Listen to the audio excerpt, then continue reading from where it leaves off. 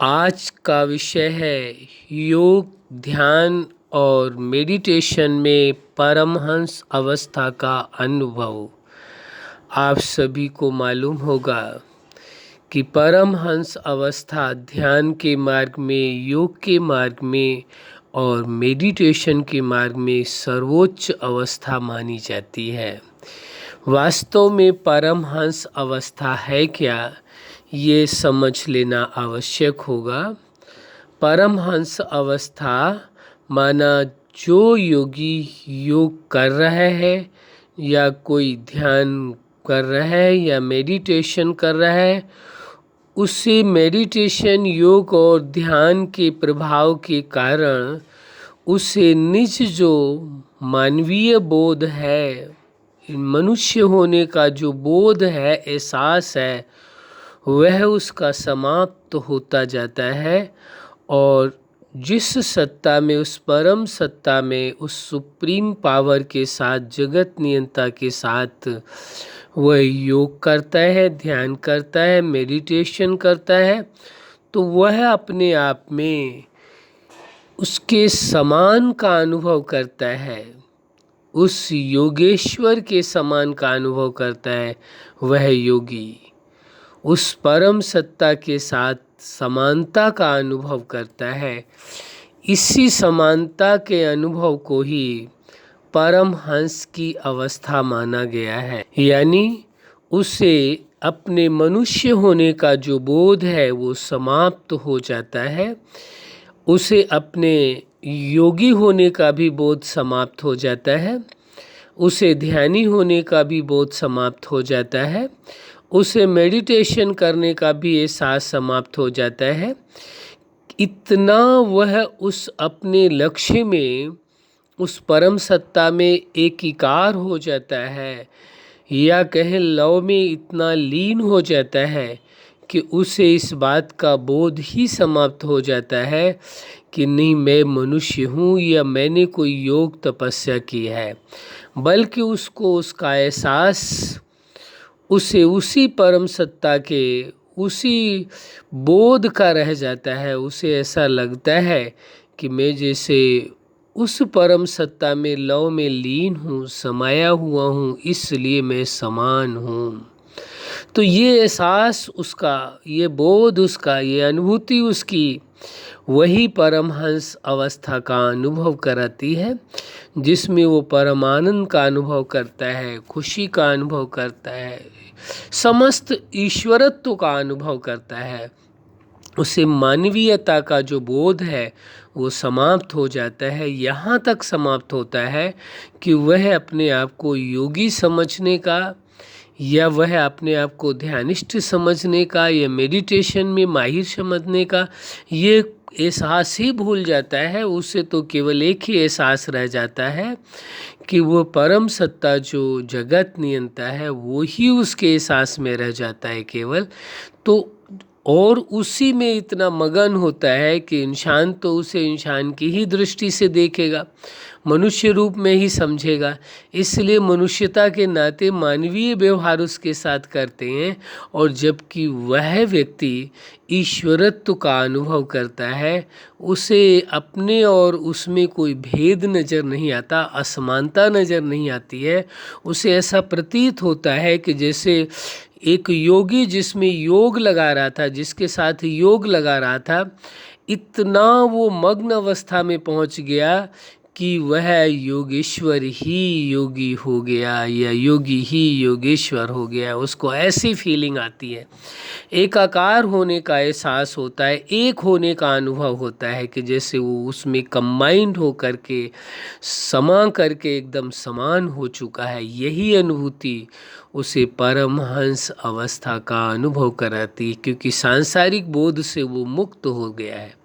तो सांसारिक बोध, एहसास, सांसारिकता, व्यक्ति या वस्तु या ये सारी चीज़ें अपनी ओर प्रभावित नहीं करती हैं। तो उसे संसार के सभी लोग उसे यही कहते हैं, इस बात को स्वीकार करते हैं कि परमहंस अवस्था है। कौन सी अवस्था है? परमहंस अवस्था है। कुछ लोग इसे और विशेष रूप में जो स्वीकार कर रहे हैं, ये बहुत अच्छी बात है। कुछ लोग नहीं भी करते, वो व्यक्तिगत विषय है कि परमहंस अवस्था को स्वीकार करते हैं कि नहीं करते हैं। लेकिन ये निश्चित है कि वह एहसास उन्हीं को होता है जो इतने मग्न अवस्था में पहुंच जाते हैं। वह रस, वह आनंद, वह सुख, जिस सुख को लोग फिर कह देते इंद्रियों के परे का सुख है। इंद्रिय सुख कुछ भी मायने नहीं रखते, जिसे बोल दिया जाता है अति इंद्रिय सुख। इंद्रियों के परे का सुख मिलता है। परमानंद, परम आनंद का अनुभव होता है, परम शांति का, दिव्यता का अनुभव होता है। तो वह चीज़ जो अपने आप में आप अनुभव करते हैं वो बहुत ही अद्भुत है, बहुत ही अद्भुत है।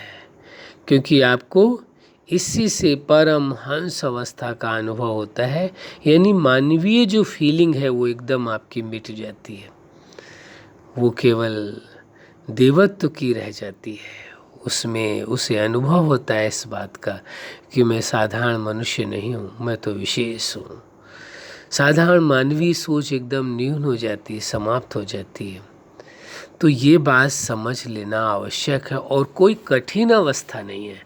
योग की, ध्यान की, मेडिटेशन की एक बात हम फिर कह देंगे, सबसे सहज अवस्थाएं होती, इनमें कोई मेहनत का कार्य नहीं है, केवल हाँ मनोवैज्ञानिक प्रभाव हो जाता है। यदि आप ये सोच लें परमहंस अवस्था को पहुंचना बहुत मुश्किल कार्य है, बड़ी तपस्या के बाद होगा, तो ऐसी बातें मनोबल को कमज़ोर करती हैं। और यदि ये स्वीकार कर ले परमहंस अवस्था में पहुंचना बहुत सहज कार्य, से सहज कार्य कुछ है ही नहीं, तो सहज हो गया। जो पूर्व में सिद्धांत आपको बताया था, संकल्प का स्वरूप होने का सिद्धांत, जो भी मन में विचार आता है, संकल्प आता है, उसका वैसा ही स्वरूप आप बन जाते हैं। वही दृश्य को अपने मन में, अपने मानस पटल पर लाना होता है। इसी प्रकार उसी सिद्धांत के तहत ही आप अपने आप को उस परम सत्ता के समान का अनुभव करते हैं, और वही आपकी वो परमहंस की अवस्था होती है। वो परम सत्ता के गुण, विशेषताएं, अधिकार, सब कुछ आप में प्रैक्टिकल दिखाई देते, तभी आपकी परम अवस्था हो, परमहंस की अवस्था होती है, और उसका परमानंद आप अनुभव करते हैं, और आपका जीवन एकदम सार्थक हो जाता है। आप एहसास करते हैं कि आप योगी नहीं हैं, योगी होना भी भूल जाते हैं, आप वो ध्यानिष्ठ होना भी भूल जाते हैं, आप मेडिटेशन करने वाले ये भी भूल जाते। दो सत्ता मिल कर के एकाकार हो जाती हैं, एक हो जाती हैं। आपको ईश्वरत्व का बोध होने लगता है, मानवीय बोध समाप्त हो जाता है। वो परमहंस की अवस्था है। तो ऐसा परम सुख, परम आनंद योग के द्वारा ही मिल सकता है, और वो आप सक्षम हैं। आप जब चाहे तब कर सकते हैं, कोई बाधा नहीं, कोई विघ्न नहीं, कोई समस्या नहीं है, आपके लिए बहुत सहज है। तो जो इतना सहज है, तो क्यों ना उसका परम आनंद लें, आप परम सुख लें। ये श्रेष्ठ अवसर है आपके लिए, इसलिए आवश्यक हो जाता है आप इस परमहंस अवस्था का अनुभव अवश्य करें। अच्छा, आप अपने जीवन में सफलता के शिखर तक पहुँचें, और पर ज्ञान, आप ध्यान, योग और मेडिटेशन के द्वारा परमहंस अवस्था का अनुभव करें। यही हमारी हार्दिक शुभकामना है। सदा खुश रहें, मुस्कुराते रहें। धन्यवाद।